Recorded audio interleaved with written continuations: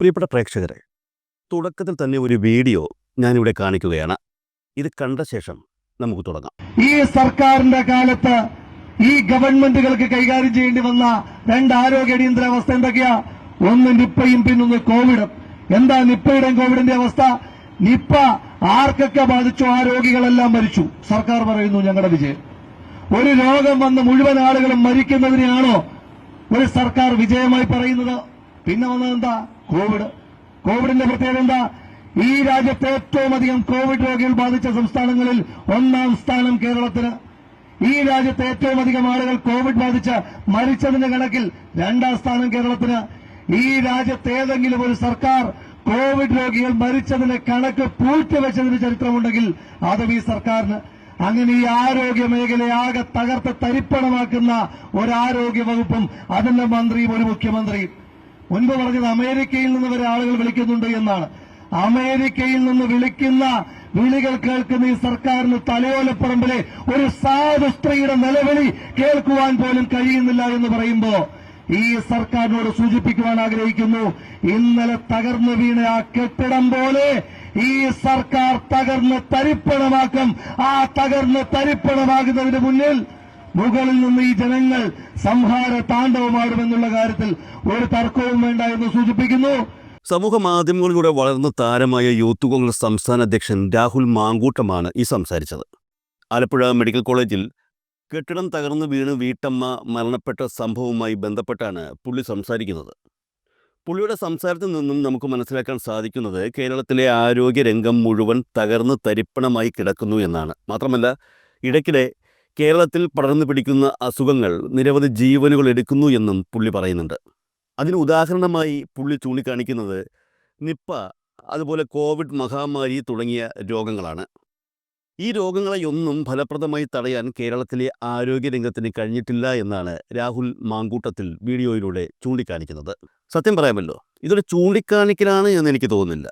ഇവിടെ എനിക്ക് മനസ്സിലാക്കാൻ സാധിച്ചതെന്തെന്നാൽ, സംസ്ഥാനം ഭരിക്കുന്ന ഇടതു സർക്കാരിനെ പ്രതിസന്ധിയിലാക്കുക എന്ന ലക്ഷ്യമാണ് ഈ സംസാരത്തിലുള്ളത് എന്നാണ്. കഴിഞ്ഞ ദിവസം റിപ്പോർട്ടർ TV കേരളത്തിലെ നിപ്പ രോഗത്തിന്റെയും അതിന്റെ വ്യാപനത്തിന്റെയും യഥാർത്ഥ വസ്തുത റിപ്പോർട്ട് സഹിതം. അപ്പോൾ കേരളത്തിൽ എന്താണ്? നിപ്പയിൽ 100% മരണനിരക്ക്? നിപ്പ ബാധിച്ച് എല്ലാവരും മരിച്ചു? രാഹുൽ മാങ്കൂട്ടത്തിൽ ചോദിക്കുന്ന പോലെ നമുക്കൊന്ന് നോക്കി വരാം. കണക്കുകൾ പക്ഷേ പറയുന്നത് മറ്റൊന്നാണ്. 2018 നിപ്പയുടെ ഔട്ട്ബ്രേക്ക് ഉണ്ടാവുമ്പോൾ, നിപ്പ ബാധിച്ചു തുടങ്ങിയപ്പോൾ അത് നമുക്ക് ഈ രോഗത്തെക്കുറിച്ച് വലിയ കാര്യമായ ധാരണകളൊന്നുമില്ല. 18 പേർക്കാണ് രോഗബാധ ഉണ്ടാവുന്നത്. അതിൽ 16 പേരും മരണത്തിന് കീഴടങ്ങി. ആദ്യമായിട്ട് നിപ്പ ബാധിക്കുകയാണ്. എങ്ങനെ പ്രതിരോധിക്കണം എന്നറിയാതെ വലിയ രീതിയിൽ, കോവിഡ് പോലെ വലിയ രീതിയിൽ നമ്മൾ ജാഗ്രതയോടുകൂടി പ്രവർത്തിക്കുന്ന സമയം അന്ന് 2 പേർ പക്ഷേ രോഗമുക്തരായി. നോക്കൂ, ഇതൊരു വലിയ കണക്കായി തന്നെയാണ് ആ ഘട്ടത്തിൽ നമുക്ക് തോന്നിയത്. കാരണം 100% മരണം സംഭവിക്കുമെന്ന് കരുതിയിടത്തു നിന്നും 2018 തന്നെ നമുക്ക് 2 പേരെ രോഗമുക്തരാക്കാൻ സാധിച്ചു. 2023 രോഗബാധ 6 പേർക്കുണ്ടാവുന്നു. 6 പേർക്ക് രോഗബാധയുണ്ടാവുമ്പോൾ 2 പേർ മാത്രമേ മരിക്കുന്നുള്ളൂ എന്നത് പ്രത്യേകം ശ്രദ്ധിക്കണം. 4 പേർ രോഗമുക്തരാവുന്നുണ്ട്. ഇവിടെയാണ് രാഹുൽ മാങ്കൂട്ടത്തിൽ പറഞ്ഞ കണക്ക് തെറ്റിപ്പോകുന്നത്. 2018 2 പേരെ രക്ഷപ്പെട്ടിരുന്നു. 2023 6ൽ 4 പേരും രോഗമുക്തരായിരുന്നു. ഇത് വലിയ കണക്കാണ്. ഇത് സർക്കാരിന്റെ ഒരു വലിയ അച്ചീവ്മെന്റുമാണ്. ദേശീയ ശരാശരി 70% മുകളിൽ മരണനിരക്ക് നിൽക്കുമ്പോൾ അത് 33% കുറച്ചുകൊണ്ടുവരാൻ കേരളത്തിന് സാധിച്ചു. 2024 ഒരാൾക്ക് രോഗബാധ, അയാളുടെ മരണം സ്ഥിരീകരിച്ചു. ഇപ്പോൾ വരുന്ന വാർത്തയനുസരിച്ച് ഒരു മരണം കൂടി സ്ഥിരീകരിക്കുന്നുണ്ട്. അപ്പോൾ നിലവിൽ രാഹുൽ മാങ്കൂട്ടത്തിൽ പറഞ്ഞത് നിപ്പ ആർക്കെല്ലാം ബാധിച്ചോ അവരെല്ലാം മരിച്ചു എന്നുള്ളത് വാസ്തവമല്ല. തിരിച്ച് കേരളത്തിന്റെ ഈ നിപ്പയുമായി ബന്ധപ്പെട്ട മരണനിരക്ക് ദേശീയ ശരാശരിയേക്കാൾ ഏറെ ഭേദമാണ്. 2023 6 പേരിൽ 4 പേരും രക്ഷപ്പെടുകയാണ് ഉണ്ടായത്. രാഹുൽ മാങ്കൂട്ടത്തിൽ പറഞ്ഞത് കളവാണ്. നിപ്പയുടെ കാര്യത്തിൽ കാര്യങ്ങൾ മനസ്സിലായല്ലോ. ഇനി കോവിഡ് മഹാമാരിയുമായി ബന്ധപ്പെട്ട് കേരളത്തിലെ ഏറ്റവും കൂടുതൽ മരണങ്ങൾ റിപ്പോർട്ട് ചെയ്തു എന്ന ഒരു സൂചന കൂടി രാഹുൽ മാങ്കൂട്ടത്തിൽ നേരത്തെ പറഞ്ഞ പ്രസംഗത്തിലൂടെ തരുന്നുണ്ട്.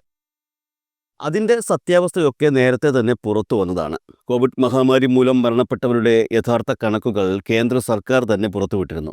2021 റിപ്പോർട്ട് ചെയ്തതിനേക്കാൾ 20 ലക്ഷം പേർ കോവിഡ് മൂലം ഇന്ത്യയിൽ മരണപ്പെട്ടിരുന്നു എന്ന് സംബന്ധിച്ച് കേന്ദ്ര ആഭ്യന്തര മന്ത്രാലയം ഈ വർഷം തുടക്കത്തിൽ രംഗത്തെത്തിയിരുന്നത് ആരും മറന്നിട്ടുണ്ടാവില്ല. സിവിൽ രജിസ്ട്രേഷൻ സംവിധാനങ്ങൾ ഉൾപ്പെടെ ലഭിച്ച വിവരങ്ങൾ അപഗ്രഥിച്ചുള്ള കണക്കുകളാണ് അന്ന് പുറത്തു വന്നത്. കോവിഡ് സമയത്ത് മരണം കുറച്ചു കാണിച്ച സംസ്ഥാനങ്ങളുടെ പട്ടികയും ഇതോടൊപ്പം പുറത്തു വന്നിട്ടുണ്ട്. ഇതിൽ ഗുജറാത്താണ് ഏറ്റവും കൂടുതൽ മരണം ഒളിച്ചു വയ്ക്കാൻ ശ്രമിച്ചിരിക്കുന്നത്. 2021 5809 മരണമാണ് ഗുജറാത്തിൽ രേഖപ്പെടുത്തിയത്. യഥാർത്ഥത്തിൽ 1,95,406 പേരാണ് കോവിഡ് മൂലം ഗുജറാത്തിൽ മരിച്ചത്. മധ്യപ്രദേശ്, ബീഹാർ, പശ്ചിമ ബംഗാൾ, രാജസ്ഥാൻ എന്നീ സംസ്ഥാനങ്ങളും മരണനിരക്ക് കുറച്ചാണ് കാണിച്ചിരിക്കുന്നത്. കേരളം കണക്ക് കൃത്യമായി കാണിച്ചിരിക്കുന്നു എന്നും റിപ്പോർട്ടിൽ ചൂണ്ടിക്കാണിച്ചിരിക്കുന്നു. കോവിഡ് കാലത്ത് ഗംഗാ നദിയിൽ ഒഴുക്കിയ മൃതദേഹങ്ങളുടെ കണക്കുകൾ പോലും അന്ന് രേഖപ്പെടുത്തിയിരുന്നില്ല എന്ന വസ്തുതയാണ് പുറത്തു വന്നത്. സംസ്ഥാനത്തെ അറിയപ്പെടുന്ന ഒരു സംഘടനയുടെ തലപ്പത്തിരിക്കുന്ന വ്യക്തിയാണ് രാഹുൽ മാങ്കൂട്ടം. മാത്രമല്ല, പുള്ളിക്കാരൻ ഒരു ജനപ്രതിനിധി കൂടിയാണ്. ഇത്രയൊക്കെ ഉത്തരവാദിത്തപ്പെട്ട സ്ഥാനത്തിരിക്കുന്ന രാഹുൽ മാങ്കൂട്ടത്തിൽ എന്തിനാണ് ഇങ്ങനെ കല്ലുവച്ച നുണകൾ പറയുന്നത്?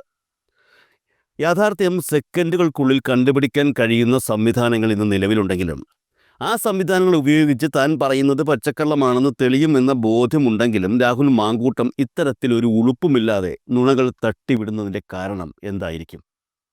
കൃത്യമായ മുന്നൊരുക്കത്തോടു കൂടി തന്നെയാണ് രാഹുൽ മാങ്കൂട്ടം ഈ നുണകൾ വിളിച്ചു പറയുന്നത് എന്ന് ഞാൻ പറഞ്ഞാൽ നിങ്ങൾ വിശ്വസിക്കുമോ? അണികളെ കാണുമ്പോൾ ആവേശത്തിൽ കാണിച്ചു കൂട്ടുന്ന രാഹുലിസമാണ് ഈ നുണ പറച്ചിലെന്ന് നിങ്ങൾ കരുതരുത്. കൃത്യമായ ഉദ്ദേശത്തോടെ അതിനനുസരിച്ചുള്ള പ്ലാനിങ്ങോടെ തന്നെ രാഹുൽ മാങ്കൂട്ടം നടപ്പാക്കാൻ പോകുന്ന ഒരു പദ്ധതിയുടെ തുടക്കമെന്ന നിലയിലാണ് ഇത്തരത്തിലുള്ള പച്ച നുണകൾ പുള്ളിക്കാരൻ സത്യം പോലെ അവതരിപ്പിക്കുന്നത്. ഏകദേശം 1 വർഷം നീണ്ട ഒരു ബൃഹത് പദ്ധതിയുടെ ആദ്യഘട്ടം. കുറച്ചു കാലമായി ഈ പറയുന്ന രാഹുൽ മാങ്കൂട്ടം നിയമസഭയ്ക്ക് അകത്തും പുറത്തും നടത്തുന്ന പ്രസംഗങ്ങൾ ശ്രദ്ധിച്ചാൽ നിങ്ങൾക്കൊരു കാര്യം മനസ്സിലാകും. ഈ പുള്ളിക്കാരൻ ഏറ്റവും കൂടുതൽ ആക്രമിക്കുന്നത് സംസ്ഥാന ആരോഗ്യ വകുപ്പ് മന്ത്രി വീണ ജോർജിനെയാണ്. ഉദാഹരണത്തിന് ഈ ഒരു വീഡിയോ കൂടി ഒന്ന് കണ്ടു നോക്കൂ. ഇവർ പറയുന്ന പ്രധാനപ്പെട്ട കാര്യം എന്താ? കേന്ദ്രം പണം തന്നില്ല.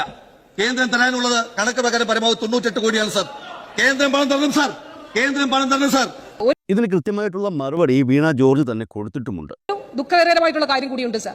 കേന്ദ്ര സർക്കാരിന് വേണ്ടി കൂടി കോൺഗ്രസിന്റെ അംഗം സംസാരിച്ചിരിക്കുന്ന സാഹചര്യമുണ്ട് സാർ. അദ്ദേഹം പറയുകയാണ് 98 കോടി രൂപ മാത്രമേ ഉള്ളൂ എന്നുള്ളത്. അദ്ദേഹത്തിന്റെ എംപിമാരോട് ഒരു വിവരാവകാശം അവിടെ കൊടുത്തു നോക്കാനായിട്ട് ഞാൻ അഭ്യർത്ഥിക്കുകയാണ്. അദ്ദേഹം എംപിമാരോട് ആവശ്യപ്പെടുന്നത് സാർ, എംപിമാരെ ഇവിടെ നിന്ന് ജയിപ്പിച്ചയച്ചിരിക്കുന്നത് അതിനു വേണ്ടിയിട്ട് കൂടിയാണ് സാർ. ഈ പറയുന്ന രാഹുൽ മാങ്കൂട്ടം ഇപ്പോൾ പാലക്കാട് നിയമസഭാ നിയോജക മണ്ഡലത്തിന്റെ MLA ആണ്. എങ്ങനെയാണ് രാഹുൽ മാങ്കൂട്ടം പാലക്കാട് നിയമസഭാ മണ്ഡലത്തിലെ MLA ആയത് എന്ന് ചോദിച്ചാൽ മിക്കവാറുമുള്ള മലയാളികൾക്കെല്ലാം ഉത്തരമറിയാം. ഷാഫി പറമ്പിൽ നിയമസഭാ അംഗത്വം രാജിവെച്ച ഒഴിവിലേക്ക് അതേ ഷാഫി പറമ്പിലിൻ്റെ നോമിനിയായ രാഹുൽ മാങ്കൂട്ടം മത്സരിക്കുകയും പാലക്കാട്ടെ MLA ആയി മാറുകയും ചെയ്തു എന്നുള്ളതാണ് യാഥാർത്ഥ്യം. ഈ പറയുന്ന രാഹുൽ മാങ്കൂട്ടം ഇപ്പോൾ പാലക്കാട് നിയമസഭാ മണ്ഡലത്തിലെ MLA ആണെങ്കിലും അടുത്ത തവണ, അതായത് 2026 നിയമസഭാ തെരഞ്ഞെടുപ്പിൽ പാലക്കാട് നിന്നും മത്സരിക്കില്ലെന്നുള്ള സൂചനകളാണ് ഇപ്പോൾ പുറത്തു വരുന്നത്. കാരണം 2026 നടക്കുന്ന നിയമസഭാ തെരഞ്ഞെടുപ്പിൽ സംസ്ഥാനത്ത് UDF സർക്കാർ അധികാരത്തിൽ വരുമെന്ന കടുത്ത വിശ്വാസം UDF നേതാക്കൾക്കുണ്ട്. UDF പ്രവർത്തകർക്കുണ്ടോ എന്ന് ചോദിച്ചാൽ സത്യം പറഞ്ഞാൽ പകുതി മനസ്സോടെ നിൽക്കുകയാണ് അവർ. ഭരണം വരണമെന്നുള്ള ആഗ്രഹമുണ്ടെങ്കിലും വരുമെന്നുള്ള പ്രതീക്ഷയില്ലാതെ അവർ നിൽക്കുന്നു. എന്തായാലും നേതാക്കൾക്ക് UDF അധികാരത്തിൽ വരുമെന്ന നല്ല പ്രതീക്ഷയുണ്ട്. ഈ പ്രതീക്ഷയുടെ അടിസ്ഥാനത്തിൽ കഴിഞ്ഞ ലോക്സഭാ തെരഞ്ഞെടുപ്പിൽ വിജയിച്ച MPമാരായ പല കോൺഗ്രസ് നേതാക്കളും വരുന്ന നിയമസഭാ തെരഞ്ഞെടുപ്പിൽ മത്സരിക്കാൻ ആഗ്രഹം പ്രകടിപ്പിച്ച് രംഗത്തെത്തിയിട്ടുണ്ട്. ചിലർ ഇപ്പോഴേ പ്രവർത്തനങ്ങൾ തുടങ്ങിക്കഴിഞ്ഞു. അത്തരത്തിലുള്ള ഒരു വ്യക്തിയാണ് വടകര പാർലമെൻറ്റ് മെമ്പറായ ഷാഫി പറമ്പിൽ. അടുത്ത തവണ UDF അധികാരത്തിലെത്തുകയാണെങ്കിൽ സംസ്ഥാന മന്ത്രിയാകുമെന്ന് വിശ്വസിക്കപ്പെടുന്ന ഒരു നേതാവ് കൂടിയാണ് അദ്ദേഹം. താൻ നിയമസഭാ തെരഞ്ഞെടുപ്പിൽ മത്സരിച്ച് വിജയിച്ചാൽ തനിക്ക് മന്ത്രിയാകാമെന്ന യാഥാർത്ഥ്യവും പുള്ളിക്കുണ്ട്. അതുകൊണ്ട് തന്നെ പാലക്കാട് നിയമസഭാ മണ്ഡലത്തിൽ അടുത്ത തവണ ഷാഫി പറമ്പിൽ മത്സരിക്കുമെന്നുള്ള വ്യക്തമായ സൂചനകളും ഇപ്പോൾ പുറത്തു വന്നിട്ടുണ്ട്. അതായത് ഈ പറഞ്ഞ രാഹുൽ മാങ്കൂട്ടം ഇപ്പോൾ MLA ആയി ഇരിക്കുന്ന പാലക്കാട് നിയമസഭാ മണ്ഡലത്തിൽ അടുത്ത തവണ നിയമസഭാ തെരഞ്ഞെടുപ്പിൽ മത്സരിക്കുന്നത് മുൻ MLA ഷാഫി പറമ്പിലായിരിക്കും എന്ന്. അങ്ങനെ വരുമ്പോൾ നിലവിലെ MLA ആയ രാഹുൽ മാങ്കൂട്ടത്തിന് മത്സരിക്കാൻ പുതിയൊരു മണ്ഡലം വേണം. ആ ഒരു പുതിയ മണ്ഡലവുമായി ബന്ധപ്പെട്ട ആവശ്യകതയാണ് കേരളത്തിന് മുന്നിൽ ഇത്തരത്തിൽ പച്ചക്കള്ളങ്ങൾ വിളിച്ചു പറയാനും കേരളം മുഴുവൻ നടന്ന് ഈ ഷോ മുഴുവൻ കാണിക്കാനും രാഹുൽ മാങ്കൂട്ടത്തിന് പ്രചോദനം നൽകുന്നത്. കഴിഞ്ഞ ലോക്സഭാ തെരഞ്ഞെടുപ്പ് വരെ തനിക്ക് പാലക്കാട് MLA ആയി മാറാൻ കഴിയുമെന്ന് രാഹുൽ മാങ്കൂട്ടം സ്വപ്നത്തിൽ പോലും കരുതിയിരുന്നില്ല. കാരണം പാലക്കാട് MLA സ്ഥാനം ഷാഫി പറമ്പിൽ രാജിവെച്ചാൽ മാത്രമല്ലേ അതിനെക്കുറിച്ച് ചിന്തിക്കേണ്ട ആവശ്യമുണ്ടായിരുന്നുള്ളൂ. ഷാഫി പറമ്പിൽ രാജിവെക്കേണ്ട ആവശ്യം അന്ന് ഉയർന്നു വന്നിരുന്നില്ല. അതുകൊണ്ട് തന്നെ അതിനെക്കുറിച്ച് രാഹുൽ മാങ്കൂട്ടം എന്നല്ല മറ്റ് ആരും ചിന്തിച്ചിരുന്നില്ല. എന്നാൽ അപ്രതീക്ഷിതമായി പത്മജ വേണുഗോപാൽ BJPയിലേക്ക് പോയ ഒരു സംഭവം തൃശ്ശൂർ കേന്ദ്രീകരിച്ച് നടന്നതോടെയാണ് ഈ പറയുന്ന കോൺഗ്രസ് രാഷ്ട്രീയത്തിൽ, അതായത് ഷാഫി പറമ്പിൽ രാഹുൽ മാങ്കൂട്ടം രാഷ്ട്രീയത്തിൽ ഒരു ട്വിസ്റ്റ് ഉണ്ടായത്. പത്മജയുടെ BJPയിലേക്കുള്ള ചേക്കേറലിന് മറുപടി കൊടുക്കുവാൻ നിലവിൽ വടകര MP ആയിരുന്ന കെ മുരളീധരനെ തന്നെ കോൺഗ്രസ് നേതൃത്വം തൃശ്ശൂരിൽ മത്സരിക്കാൻ നിയോഗിക്കുകയായിരുന്നു. പാലക്കാട് MLA ആയിരുന്ന ഷാഫി പറമ്പിലിനെ വടകര ലോക്സഭാ മണ്ഡലത്തിൽ മത്സരിപ്പിക്കാനും കോൺഗ്രസ് നേതൃത്വം തീരുമാനിച്ചു. ഇതോടെയാണ് ഈ പറയുന്ന ഷാഫിയുടെയും രാഹുലിൻ്റെയും രാഷ്ട്രീയത്തിൽ വഴിത്തിരിവുണ്ടാകുന്നത്. ഷാഫി പറമ്പിൽ വടകര MPയും രാഹുൽ മാങ്കൂട്ടത്തിൽ പാലക്കാട് MLAയും ആയതോടെ കോൺഗ്രസ് രാഷ്ട്രീയം ഈ പറയുന്ന ഷാഫി പറമ്പിൽ ഗ്രൂപ്പിൻ്റെ കൈകളിലേക്ക് കേന്ദ്രീകരിക്കുന്ന കാഴ്ചയാണ് പിന്നെ കാണാൻ കഴിഞ്ഞത്. VD സതീശൻ നിലപാടുള്ള നേതാവാണെന്ന് കോൺഗ്രസുകാർ വാദിക്കുമെങ്കിലും ഷാഫി പറമ്പിൽ ഗ്രൂപ്പിൻ്റെ നിർദ്ദേശങ്ങൾ അനുസരിച്ചാണ് പുള്ളിക്കാരൻ പ്രവർത്തിക്കുന്നത് എന്ന് ഒരു വിഭാഗം കോൺഗ്രസ് നേതാക്കൾ ആരോപിക്കുന്നുണ്ട്. കേരളത്തിലെ കോൺഗ്രസ് രാഷ്ട്രീയത്തെ ഇന്ന് തൻ്റെ ഇഷ്ടപ്രകാരം ചലിപ്പിക്കാൻ കഴിവുള്ള നേതാവാണ് ഷാഫി പറമ്പിൽ എന്നുള്ളതാണ് യാഥാർത്ഥ്യം. അതുകൊണ്ട് തന്നെയാണ് ഈ പറയുന്ന രാഹുൽ മാങ്കൂട്ടം ഷാഫി പറമ്പിലുമായി അടുത്ത ബന്ധം കാത്തു സൂക്ഷിക്കുന്നതും. അടുത്ത തവണ രാഹുൽ മാങ്കൂട്ടം മത്സരിച്ച് വിജയിച്ചാൽ യൂത്ത് കോൺഗ്രസ് പ്രതിനിധി എന്ന നിലയിൽ ഒരു മന്ത്രിസ്ഥാനത്തിന് അർഹതയുണ്ട് എന്നും കോൺഗ്രസിൽ നിന്ന് സൂചനകൾ ലഭിക്കുന്നുണ്ട്.